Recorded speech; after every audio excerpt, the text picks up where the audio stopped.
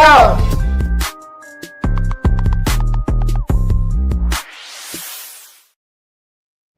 Yay, we're back for real. I'm LeeAnn Lohman, joined tonight as almost always with my partner, Zach Franciscus. Zach, feels good to be back. It's like a Tuesday. We're here. We're talking Steelers, like all is right in the world. It has been a weird offseason. I was thinking about it today as I was getting ready for the show that, like, we talked about this a couple of weeks ago.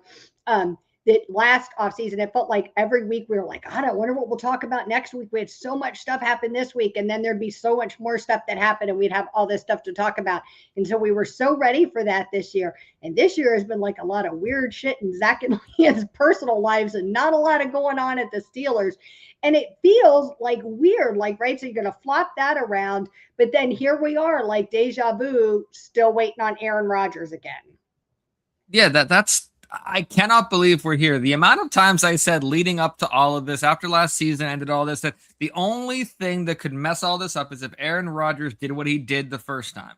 And there was excuses before. Like we were talking before the show, there were reasons last year and we had to accept it. But what is it this year?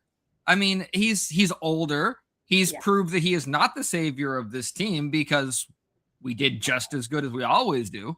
So the frustration in my soul at this man. Okay, let me ask you this though. Let me ask you this question. So you said all right. So like stats, records, lost in the first round of the playoffs, all the things the Steelers normally do, all of those things are the same, right? But did you feel like he was better on the field last year, like overall, than like we did with Russell, Justin, who else was there? Mason, Mitch, Kenny. Did you feel like he was better than any of those options? I definitely did think that at times, but it was kind of the way that I viewed Arthur Smith after Matt Canada. Yes, it was an improvement, but it wasn't enough of an improvement. We need an improvement from that improvement now, because there were obviously times where there's a disconnect between who Aaron Rodgers actually is and who he believes he is in his mind. And you could tell that near the end of the year where he thought he was like 30-year-old Aaron again. He tried to move like he was, and you could just see his old bones creaking as he did it. And I could see my old bones creaking watching him out there. I was like, holy cow. You're right, though, because we sat around, we talked about this for a minute before the show started. Like we sat around last year, we waited, like he had like a mystery wife and we weren't allowed to ask questions about that. And then he had like a mystery tragedy in his family that sounded like it was the death of somebody he was close to. And we all understood that, right? Certainly everybody is understanding of a family member passing. So like we did all those things and gave him all this space and time he needed to make this decision. But then now here we are again, like being expected again to like wait for him to make a decision. But meanwhile, like the rumor mill, of course, is like just like last year is going crazy. So now they're talking about like potentially paying him like $30 million. Is that even in the realm of like what sounds remotely reasonable to you? No. Not even close. Aaron, I had to swallow the 10 million part because of how of his age and everything, but after a year where he proved that to me at least, he barely lived up to what we paid him and what he came in with, it's very different this year. We have more answers to who Aaron Rodgers actually is, and the fact that he would want to raise is just mind-blowing. I'm hoping that that's a lie. I'm hoping that isn't a flat-out line. He comes out, he's like, no, I never actually wanted that, but my goodness gracious, that would be insulting. It certainly seems to me, I don't know. It just, I mean, maybe like you lead in with the number like that because you always are going to aim high, but that's certainly, I don't know. It just doesn't sound very reasonable to me. So if not Aaron Rodgers, then who? Well, actually, I don't really know if that answer matters as much as a lot of other things on this team.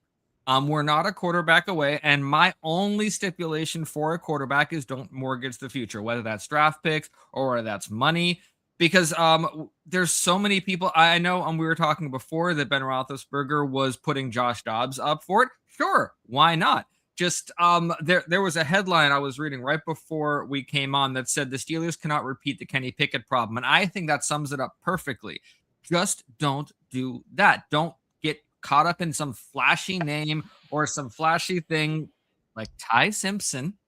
Don't Yeah. get wrapped up in that. To me, Ty Simpson is exactly the Kenny Pickett problem, because he's once again a guy who's like a questionable reach in the draft in the first round. He's not going to be there when you pick in the second, so you're going to have to make this reach for him in the first. And then, are you reaching and are you brilliant in a little while when he's great, or are you Kenny Picketting all over again? And I just think that like it's too soon. Like we can't go down that road again with another questionable, mediocre, had one good year, one decent year quarterback. And it seems the only thing that Ty Simpson has is he's an Alabama quarterback. And what I have learned in the NFL is, yeah, if you're an Alabama quarterback, the performance and the amount of time you play doesn't matter as much as the fact that you're an Alabama quarterback. It just seems to me that's what it is. But then, look, I'm an Alabama fan, right? And I will admit that when you play for Alabama, Georgia, you get surrounded by like the best of the best. And the colleges you were playing, when Alabama faces off against like North Texas State out of El Paso or something, that is not like the best of the best. That's not like the same tier of college football. And so I think that it does give this like false perception of talent sometimes, or inflates the talent, the look of the talent, because then you saw Ty Simpson, like a lot of other Alabama quarterbacks that went on to play in the NFL, struggle in like big moments. And so you to do like what the Eagles did with Jalen Hurts, which is be really smart about building around this guy and playing to his strengths, and not treating him like he's going to be Tom Brady, who's going to walk in and like carry your team on its back, because he won a national championship. Exactly. Now, there is a silver lining with the Aaron Rodgers situation this year that's different than last year. Last year, it felt like every day that Aaron Rodgers didn't sign, we were missing out on other quarterbacks that were getting signed or went somewhere. I don't think that's the case this year. I think while, I'm frustrated that he hasn't signed, it's not like all these other amazing guys that were like, that he would have been great or dropped. No, it's the only thing is we just don't have a quarterback. I mean, we have Mason, but if anybody is still on there's a chance Mason could be the guy bandwagon, I don't know if I want to meet the people in that bandwagon. Well, that's because they also listen to like Mark Madden in the afternoon or whatever. So that would be that group, I think. I think those are one and the same. Yeah, I agree. And so I think it'll be interesting. It'll be interesting to see how it plays out. I feel a little bit more apathetic about it this year, just because, like you said, there aren't like so many quarterbacks. I don't feel like we're losing out on anything. I don't know that I totally felt that way last year. I felt like a sense of urgency last year that I don't feel this year, because I just don't know who's out there that I really want to take the risk on. There's no one in the draft. We're not getting Fernando Mendoza. So that's off the table, right? So then what are you doing, right? I mean, to me, I think maybe the Steelers are at that point, they can't say it to the fan base, like, this is our best out of some not great options. And so we're just going to kind of give him the space and hope he comes on board like he did last year. Maybe that's what they're seeing as the best of like some okay options. Yeah, I think the best option overall is to put the quarterback position to the side on the back burner and focus on every other position on the field and make sure that's good. And then whichever quarterback ends up coming, make sure that there's a solid thing, because there's a lot of talk, as we all expected, about Will Howard. And if that's true, run it back, just give him a team that can support him, because anyone who remembers all the way back, Ben Roethlisberger did not come in as a leader and lead the team. It was the team that surrounded him and did that. So we need that around, but we're not a quarterback away. We are a team away. That's the big difference.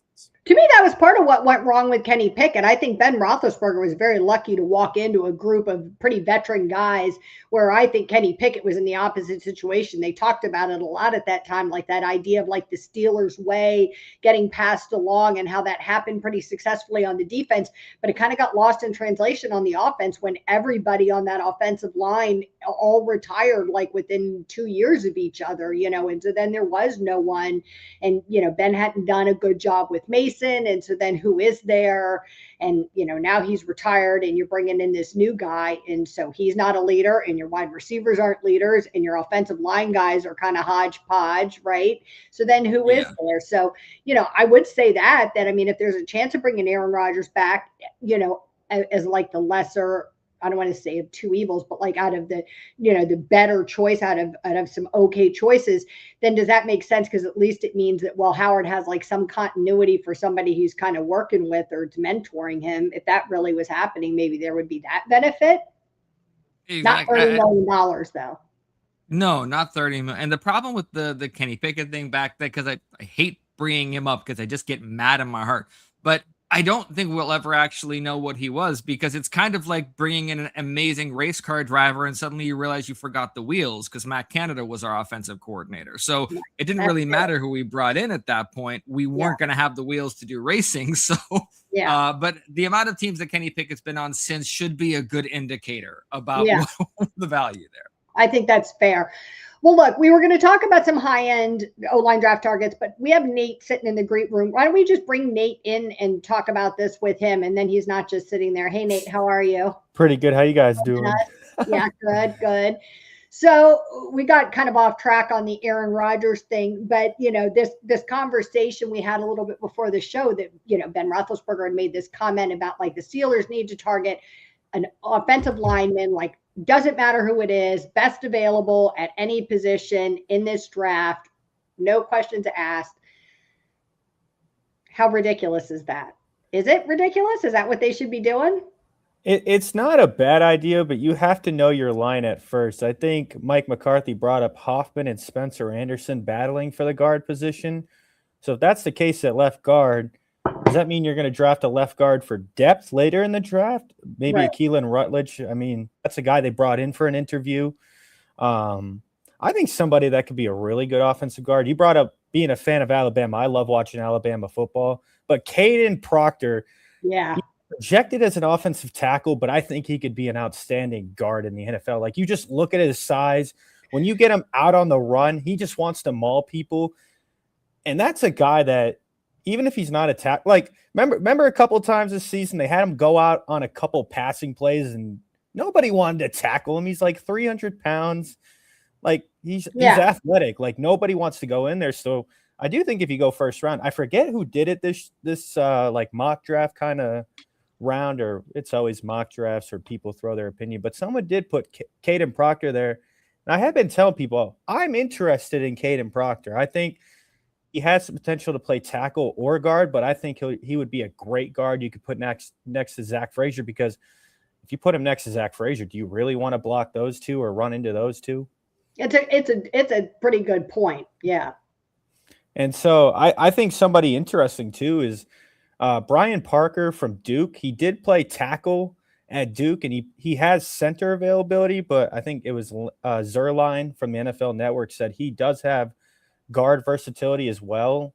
And so that's like a round 3. And think about it. The Steelers have 3 round 3 picks. So I feel like a guard's going to come around there rather than first round. I think there's some other, I think the team set themselves up to take whatever position they feel is applicable to the situation. It's like, take the best player available. To me, it doesn't matter who they take round 1. Just take the best player available, whether it's receiver, tackle, guard, corner, defensive tackle. I think I'd like to see them take somebody that, like, in a few years, we're not adding them this endless list of like terrible Steelers first round draft selections. In the past, like, it was like 7 years, and it was like 9 years. Now it's like 12 years, and then 16 years. Like, I'm done with that. So maybe we could just at least draft somebody where people are like, oh yeah, that was a good choice. They did a good job with that one. But you're talking about those guys with that like guard versatility, and that to me is kind of a hallmark of this, like, the way this is working now under Omar and Andy Weidel, that this idea of this versatility and some of these players that they're bringing in with these offensive linemen. I mean, it seems like that's been kind of a reoccurring theme of what they've been attracted to. Even with some of the defensive players they brought in the past couple of years, they've been looking for those guys that can play a few different ways, a few different spots. And so maybe that's something that they're still, if you could get somebody in the 3rd round that has that value, that makes a lot of sense. Yeah, I mean, I think about versatility in the NFL. I feel like for a lot of guys that can mean you have a long career. Doesn't mean you're going to play 10 to 15 years, but teams love versatility. If you're a corner that can play a little bit of safety in an emergency, teams love that. If you're a corner that can play, outside, inside, slot, outside, like teams just love versatility because I think that opens up the scheming a little bit because you're not necessarily like, oh, I can only put Jamel Dean here, or I can only put this player here. And I mean, you do have a newer offensive coordinator and offensive coordinator. And I think maybe they value that same idea too, because Mike McCarthy didn't just get hired to, well, we need to fix offense. Like, yeah, that's the thing. But I think Mike McCarthy also values that positional flexibility of a tight end playing receiver, a number one, like someone like DK playing in the slot. And we've seen that in the Ireland game against the Vikings. When you can put someone like DK in the slot, no, nobody wants to, especially if you're a slot corner. Most slot corners are probably 5'8" to about 5'10". You put DK on there. That's just a mismatch. And I think like versatility just adds to better scheming. Yeah, absolutely. And I know that Mike McCarthy specifically has said versatility is a big thing that he values, whether it's receivers playing X, Y, Z, like the entire thing. But something that I'm interested about, because we talked about offensive linemen playing different positions, and that's wonderful. But what I'm always interested in is when you've looked at the top offensive line prospects, are these people that excel more at run blocking or pass blocking this year? Because I know every year it's kind of different. Have you seen guys that are, because I personally want to bring in better run blockers. I think we've really, really struggled with that lately, and our pass blocking can maybe take a little bit of a back burner. But are there good run blockers at the top of this draft? I feel like every time I'm reading these like scouting things or I end up watching film, it seems like there's a lot more guys that are better in the run game, or at least are anchors on that offensive line. I think we could talk about Vega from Penn State. Like that's somebody that's got a great anchor down there. And I mean, I think people can be, I feel like pass blocking, you can learn that over time, but you can't learn run blocking. There's so many schemes. You think about the Steelers when they had Munchak and stuff like that. They used to have a guard, like it wasn't just a guard go straight. They would say, hey, DeCastro, I'm going to have you swing to the left side because we're going to have Le'Veon Bell fake right come this side. And it's like the misdirections are a big thing. And I feel like in the passing game as a tackle, if you're a tackle, right, you got the left side, right side, depends on your quarterback what the weak side is. So you have two tackles, one the weak side, one the strong side of the quarterback. Guards and centers, you just kind of watch for where the defensive tackles are going in their gaps or where linebackers are going. So pass blocking is a little bit easier to kind of figure out over time of adjusting to a bull rush, a power rush, a quick rush. But you can't learn run blocking due to how difficult there can be in scheming wise. Because if you're a guard, you're sitting there and you're like, okay, I'm not just going to go out here. You might have to do a zone run, and instead of a tackle is going to lead, but you might have to get out more ahead. And it's just a little bit more different. So I feel like in this draft class, the more I read, the more there's a lot more good run blockers than there are pass blockers, which isn't a bad thing because pass blocking is learnable. I like that. That's because I would be incredibly frustrated. Again, frustration seems to be my thing tonight. If we went out, we got Rico Dottle, and we did not put an emphasis on making sure our run blocking was better than it was last year.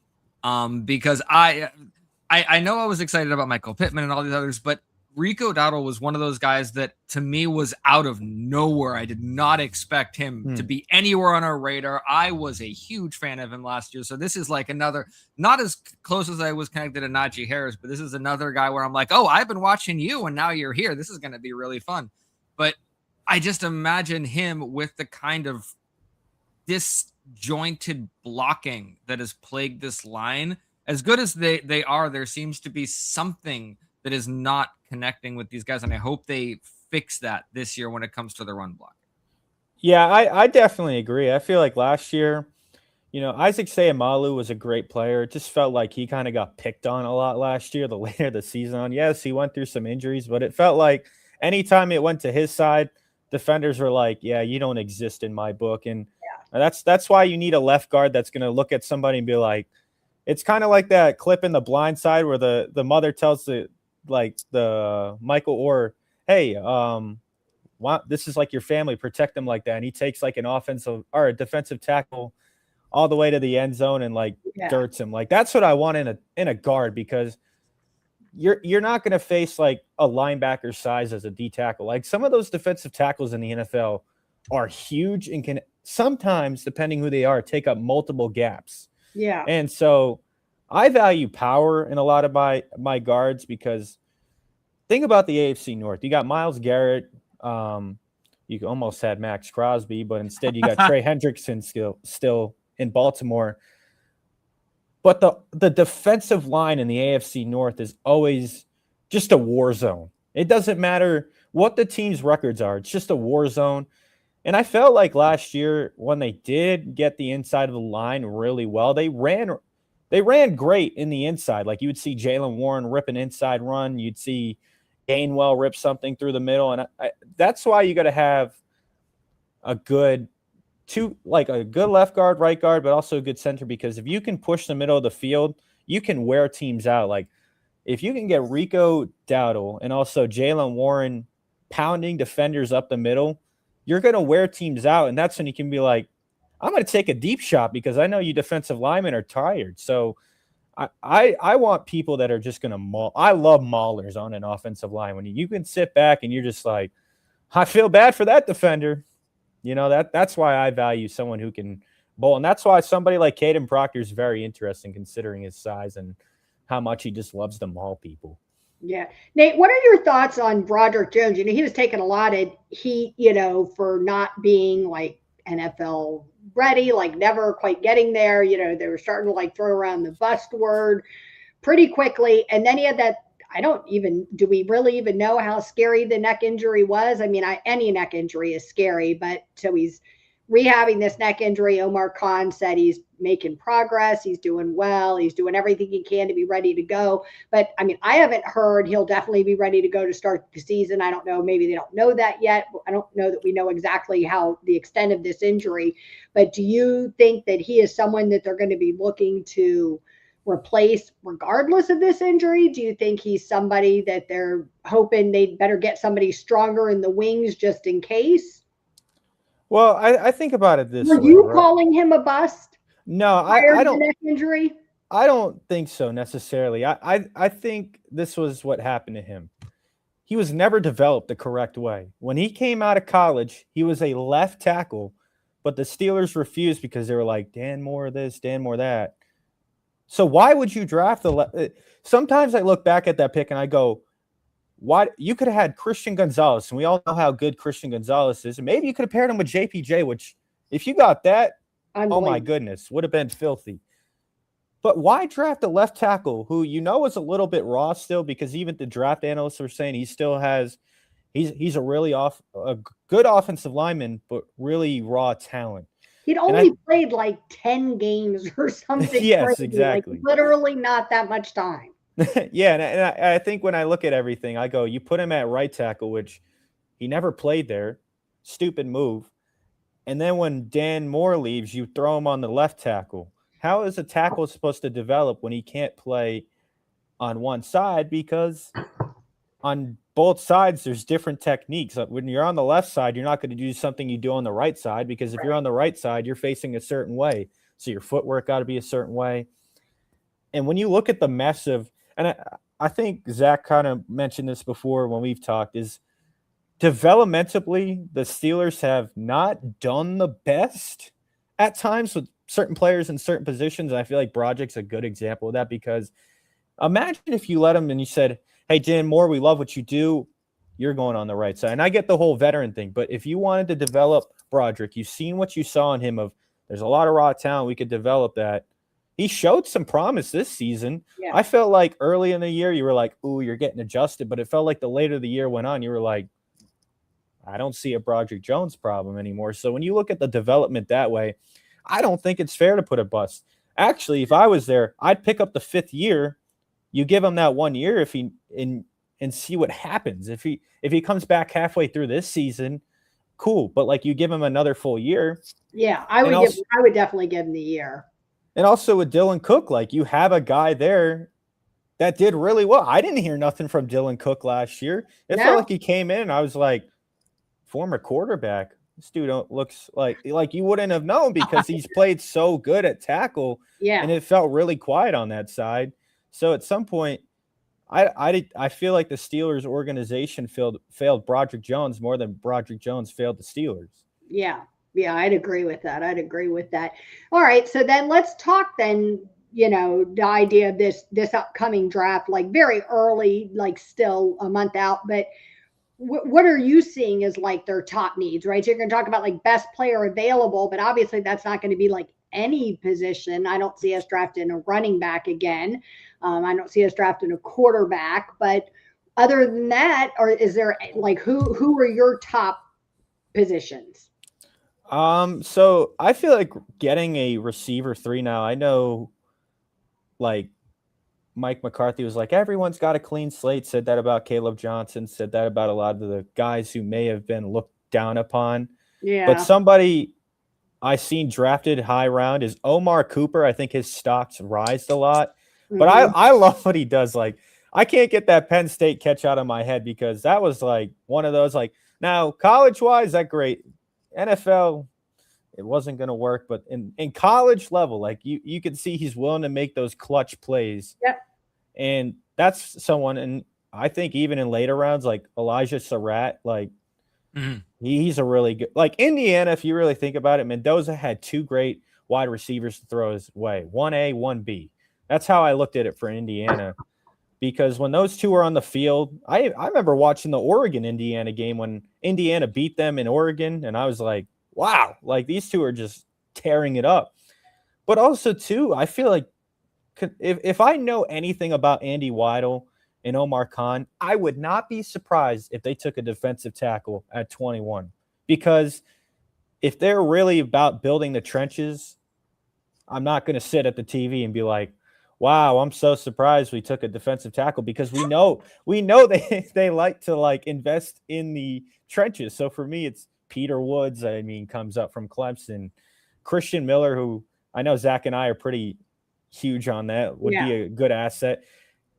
And I defensively, when I look at that line, I think we need somebody that's a nose tackle or somebody where Keanu Benton shouldn't be. Like Keanu Benton should be on the outside as like a defensive tackle or a defensive end. And for some reason, Terrell Austin was like, hey, buddy, you look like a nose tackle. Nope. That's not how that works. Like, that's not what he was at Wisconsin. And so it's just one of those things where I'm like, get a Peter Woods, like somebody that's big in size, or a Christian Miller, where you're like, you can go grow, you could play there. Because if you could put Benton on the outside, you utilize somebody like Benton to the fullest potential. And that's why I love the Patrick Graham signing, because it feels like somebody with an actual brain is going to be behind the play calling sheet and be like, oh, you know what? Right play, wrong person to put there, because that's not their skill set. So for me, that's why I would not be surprised at a defensive tackle at 21, because this receiver class is really good. And I think you could get somebody round 2, round 3. I mean, shoot, there's 3 round 3 picks that we could all look at and be like, okay, that makes sense. Somebody at receiver I love is, I kind of been on the, I don't want to say bandwagon, but I kind of recognized him from the year before, and then he pulled up. Everyone loved Ryan Williams, but Jeremy Bernard has been somebody I absolutely love. His positional versatility, we talked about that. They lined him up at running back last year at times where it was, Jam Miller wasn't playing necessarily, so you kind of had to fill that, but he showed he could play running back, slot, this. And he stole the show from Ryan Williams. We always have the debate about Jeremiah Smith and Ryan Williams. Where was Ryan Williams last year? It felt like more of the Jeremy Bernard show. And he would be a great compliment, because imagine this. I know sometimes we loved Jaylen Warren. You could line up at the outside, but even think about this. What if you wanted to run a set with DK, Pittman? You put somebody like a Pat Freiermuth in the slot, and you're like, hey, Jeremy, we're going to put you up. Because how are you supposed to defend that if a receiver is at running back and you get a linebacker receiver mismatch? Yeah. And that's why I look at him and I'm like, McCarthy, I know there's a lot of good guys out, but if you're looking for positional versatility, this is the guy. Yeah, that makes sense. I like that. And I think what you just mentioned, a big difference that I'm going to notice this year is last year, if I saw a wide receiver in the backfield, I'd go, I don't think the coaches know he's out there. I think, but this year if that happened, I'd be like, all right, this is fun. This is new. Let's try. So just that alone is part of a big thing that I've been talking about of the fans needing to adjust to this new thing. But Nate, what I wanted to ask, I've seen a lot of people talk about this draft in kind of general terms that while there are a limited amount of like bona fide superstars, it's one of those rare drafts where there is a ton of just legitimate NFL players. Like not depth players, like actual NFL players. Are you seeing that you can go deeper and deeper into the draft and you're like, that guy could be a starter, that guy could be a starter? Yeah, I mean, I look at linebacker where there's a lot of talent. One of the local visits that was used was on Kyle Lewis. Now, if you've seen Kyle Lewis play for Pitt, oh my goodness, he was an All-American twice, but he's one of those players that he can get interceptions. You can put him out in pass coverage. It's not like a liability where I think that's been the problem necessarily. I don't think it's been run stopping linebackers. It's more, I think teams line up and they're like, yeah, my tight end on, someone like a Patrick Queen, I'm not really afraid of that. I think you could get more athleticism in the linebacker room. I think Jacob Rodriguez was also brought in from Texas Tech as well. He's insanely talented. I mean, Texas Tech had $28 million, I think they used in NIL or something ridiculous. Like, talk about Texas money, where oil money, all that. I'm like, yeah, it's a big time alums. Yeah. So I think he's been one of those guys that you watch what he did. And I think they even put him on offense too for Texas Tech a couple times. So that goes to say how talented he is. And linebacker, I'm not saying go out and you got to draft a guy, but one position that's killed the Steelers, it feels like, is linebacker. And if you see an athletic linebacker, especially because they brought in Kyle Lewis, they brought in Jacob Rodriguez, which signals to me, hey, we need more athleticism. Peyton Wilson is great, but sometimes I think he's over athletic. Like there's athleticism, but I think sometimes Peyton Wilson is still learning to harness it a little bit from the NC State to Pittsburgh transition.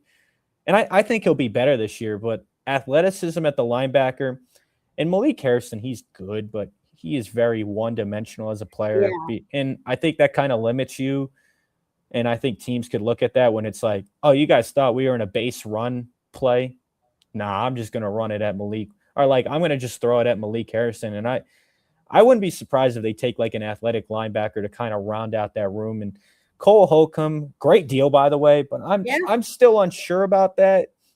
It felt like a cheap deal in case like, we just don't see it in camp or hear an easy way out necessarily. And I don't know, the linebacker room, like as good as this defense has gotten better, that's still like a position room I'm circling personally, just due of how much it's costed the Steelers in many games. And how much talent it's like supposed to contain. Like if you were to ask anybody, they would talk about like how overwhelmingly talented a lot of those guys are, like individually, or you're expected them to be, or in Madden world or whatever it is, right? But then when it's not always translating on the field into actual success, which like to me is what makes the like TJ Watt trade conversation so difficult, right? Because it can be hard to argue with results and like drop in stats.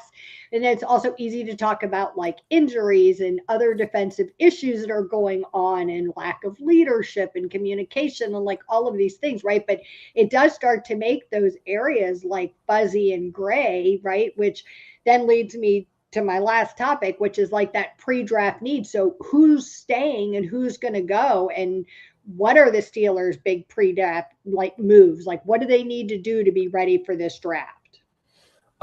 Necessarily, I feel like we all know all these rosters at this point have the 90-man. Like a lot of guys are just going to be camp bodies. Some could surprise us all. But if you're Omar Khan, I think you have to put in your mind, this is the quote-unquote 53-man roster. And I think you just need to sit there and evaluate it hardcore. Watch the film. Yeah. See where guys – Nick Herbig, surprisingly, I'm surprised they haven't used him more at inside linebacker, because at Wisconsin, that's exactly what they did with him. And I'm like, you can't put Highsmith, Watt, and Herbig out there in some form of capacity, knowing Herbig has another position in his back. Like that's what surprises me about that. and when they did it, they made plays, and something that it just made me laugh that Terrell Austin at half the time was like, "Nah, I don't want to use that anymore."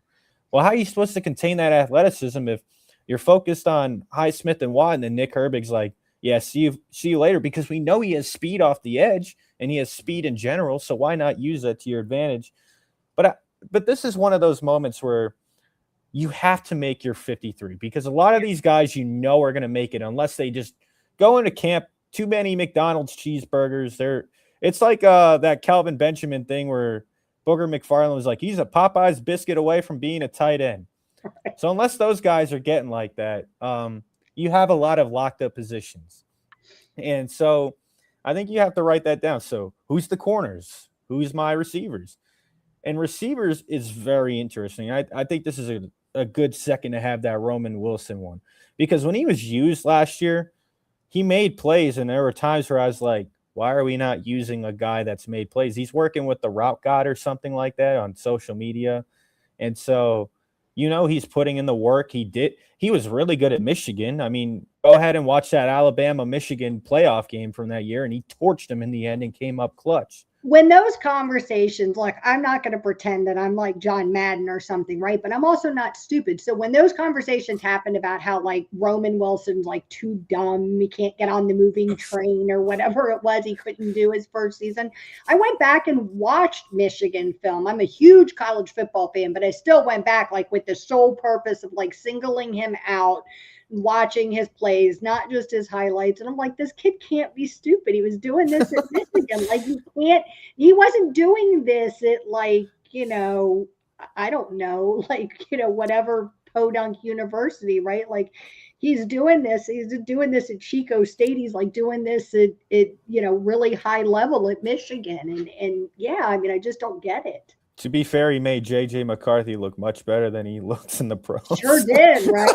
I mean, J.J. McCarthy is like, wish I had him now. Yeah, I mean, that's why we're like receiver. I wouldn't necessarily say you have to jump on it, but like if the right guy comes around, like yeah. But I think you have to include Roman Wilson.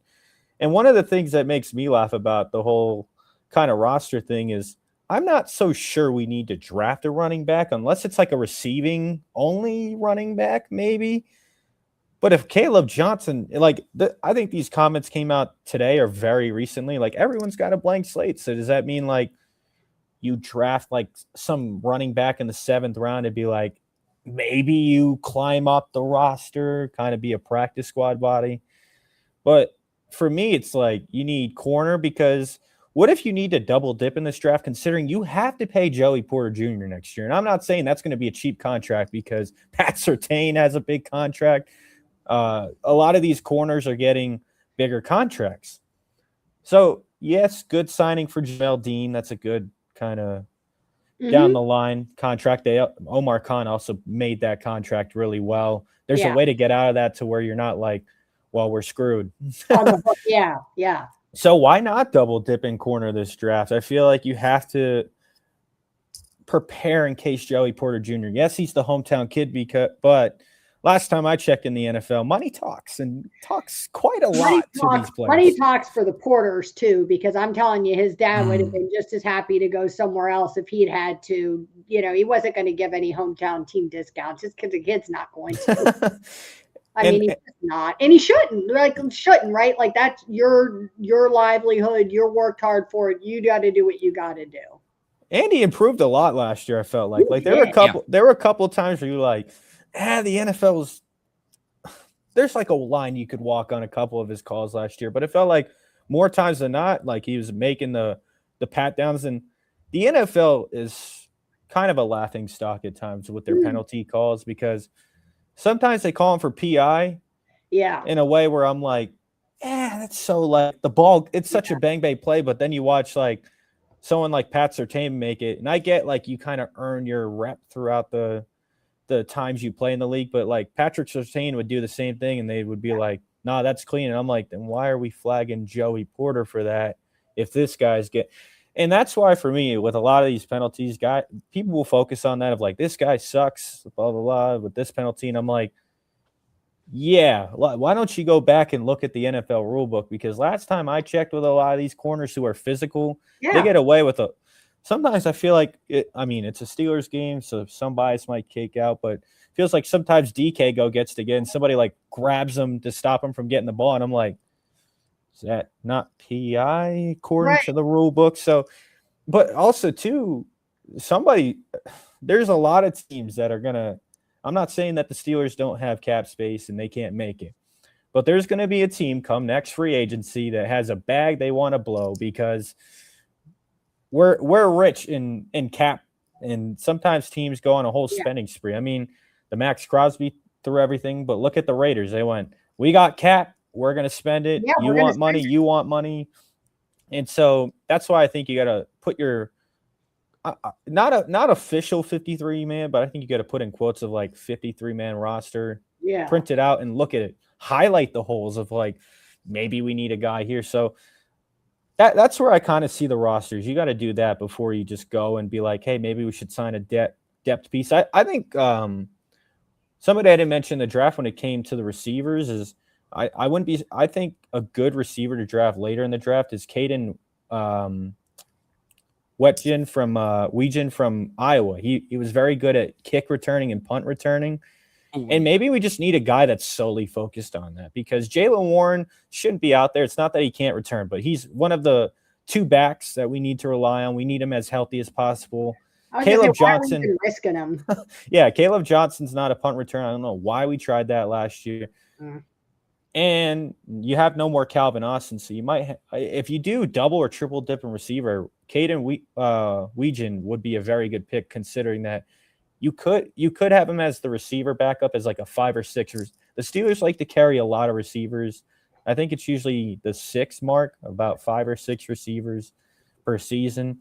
And he could be a guy you say, punt return, kick return, go out there. We're not worried about it. He had 4 kick returns and 2 punt, or like 2 kick or 4 punt, something like that. And so he can score if you put him on the return side. I wouldn't be surprised if you could get a guy like that. I think it would be good like that. I think every team has a guy like that where they say, like, you could get your snaps, but like just go out and get that. Like, I felt like Tyreek Hill was like that, and early in his career of like the Chiefs were like, we'll give you snaps at the receiver point, but just go out there, torch somebody. Yeah.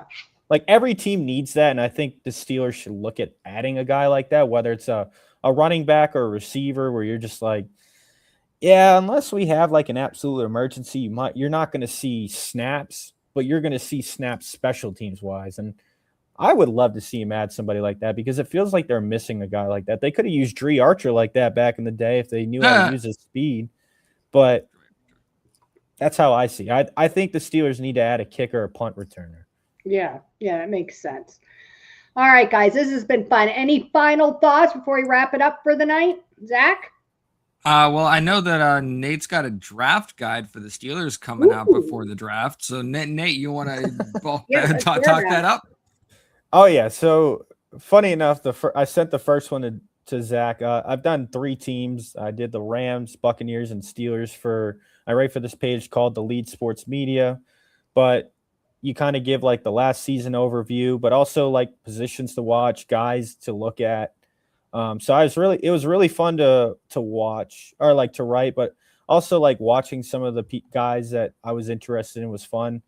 But I changed it 2 or 3 times, honestly, because of so much change and so much news, but also like the more I watched somebody or the more I thought about it, I was like, this might not be a bad pick, or this might be more of what they need at the moment. So that the Steelers one took me the most, just because like the Rams, Buccaneers kind of already knew a little bit about that.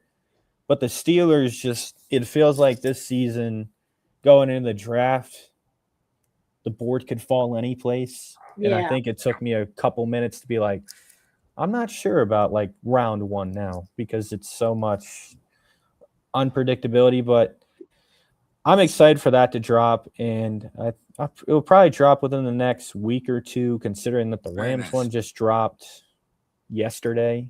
Oh, that'll be awesome then. I'm excited to see that. Yep. So there is that, and I'm very excited about that drop. And I put a lot of effort into the Steelers stuff because, one, I love covering this team, but also two, like, I kind of have a responsibility to be like, I don't want to just put a fan take of like, take this guy, but I want more of an analytical point and more of a what makes more sense for a team rather than just like, well, I love this guy, but why? How does he fit within the team? What kind of what does he provide? And so it did take me a minute to kind of put my official thoughts in there. I think for me, I put in Chris Brazzell because that's a guy I love in there. I think he kind of fits more of the mold. But I do think for me, it's like either him or Jeremy Bernard, and I'd be thumbs up. Either way. Yeah, like those are two guys that I think you got to, if you have to move up for them a little bit. Yeah. Think about it. I didn't mention this, but maybe I did, but maybe you do trade up a little bit in this draft to get a couple guys, considering you're not using all 12 draft picks. I highly doubt that they're going to use all 12 because there's not enough roster spots at the end of the day. And there might be a team like the Dolphins that's in ultimate rebuild mode where you're like, yeah, here's a couple picks. I feel bad for you in your crappy cap situation. I think they're like a negative 180 something million dead cap or whatever. Really bad. They're in cap purgatory. Yeah. But before I leave the quarterback thing is just like, let's figure this out before. Yes. And maybe it's June for all we know, so you can skip the stupid mini camp or whatever if he doesn't want to do. But at some point, if you're Omar Khan, you got to look at Aaron Rodgers, be like, we need a decision by this deadline because Chris is a Dolphins fan, so he's ready for feed him all the picks, he says. Oh, yeah. But I think if you're Omar Khan, you got to look at Aaron Rodgers and be like, buddy, we need a decision because we're hosting this draft, but we also need to know how much we need to invest in Will Howard because Mike McCarthy is saying what he's saying about Will Howard. You either you tell Aaron Rodgers to decide, or you're like, sorry, Aaron, we're going to invest in Will Howard. And even if it doesn't work, I'm going to advertise the heck out of it, this 2027 class coming up because it is really good. And I mean, there's a lot of like this draft. It's Fernando Mendoza and then I don't know, I guess Ty Simpson. I'm not huge on Ty Simpson. I watched him a lot last year, and there were times where I was holding my breath where he threw a ball where I was like, in the NFL, that's being picked off. Yes. So that's why I'm more skeptical on Ty Simpson he was hurt as the year went on. He was playing pretty beat up, and so it's hard to know how much that influenced him. But that's the problem with like so little tape on a player, right? Like that's the issue when you got like just such a short amount of time. It's hard to really, to me, it feels like it's hard to really be able to figure out like if that growth is there. Last year when Aaron Rodgers was doing this and we were waiting around, I kept saying to Zach, I wonder if the team already knows what his answer is, right? Like maybe he just doesn't want to do like all the bullshit with the media and mini camp, whatever it is. Do you know what I mean? And he's already told the team like, look, gentleman's handshake. I'm definitely coming. I just need to like handle this stuff, or I just need to get through June or whatever it is. So I wonder if that's the case again this year. It felt like that last year. It really just felt like that. They were just so nonchalant about it. Like, there's no urgency. And it feels that way again this year. So it makes me wonder whether the answer is yes or no, if they already kind of have an idea what that's going to be. But if it was no, I don't know why he wouldn't just say that. Like, what do you have to gain if you're Aaron Rodgers by waiting if you already know your answer is no? Yeah, I mean, the way I think about it, and this is kind of my evaluation of Alabama quarterbacks for so long, it feels like there's not a clear path of like this guy's going to be a star. Like you even look at it now in the NFL. Bryce Young, there were times when I watched Bryce Young and I was like, he's talented, but it feels like with a lot of the Alabama quarterbacks, Jalen Hurts, I mean, he transferred, which I get because Tua basically went up and stole your spot. Yeah. But it feels like with the Alabama quarterbacks, and this goes back to A.J. McCarron when I really started getting into college football, it always feels like he's good or he's great, but he's good at this, but Well, it doesn't always feel like there's a lot of like getting carried by everything that's around you. Do you know what I mean? Where you watch somebody that plays for, I don't know, a different team. I don't think Indiana is a good representation. Ohio State. Stacked. Ohio State, where you're like, okay, I can really see the work the quarterback is putting in that's different. Do you know what I mean? Maybe you could say that about somebody else. But Alabama, Georgia, it feels like a lot of times, like current years, recent past decade or so. Yeah, those guys, you see them. That's why I'm so down on Carson Beck, because for me and you, we both have watched a lot of Alabama games, and we know that Carson Beck is not afraid to put it in trouble. And I think about that Alabama game where I think he threw like 3 or 4 picks, and I was like, at this rate, he could have thrown 6, 8, because there were probably 3 or 4 passes that Alabama DBs dropped where I was like, oh. Yeah. So for me, I'm very off the Carson Beck train. Like if we were to get him, I'd be like, oh. Yeah, not happy with that. He can go to Cleveland. Join Shore and Dylan Gabriel. That'll be fun to watch. But yeah, that was my point on Carson Beck, because I know we both have watched a lot of Alabama football and know that Carson Beck is 23, going to be 24. I know he had UCL injury, got surgery for that. No, thank you. I'm all set. Have a nice day. I don't think I wouldn't roll the dice on him. Agreed. Well, I'll be looking forward to the draft guide when it comes out. Yep, that'll be good. All right, guys, thank you so much for joining us. If you tuned in tonight or you're watching this later, we really appreciate it. Please do us a favor and like, share, and subscribe to the podcast. We're definitely getting back into the swing of our normal routine now that the draft is getting closer and the season's getting closer. So we'll be looking to do like our positional overviews like we did last year again, and also do some mock draft stuff. So we'll definitely have Nate back before the draft again for sure. So thank you all so much. Have a good night. LeeAnn and Zach would like to thank you for tuning in to the Steel City Huddle podcast. Don't forget to like, share, and subscribe so you don't miss a thing.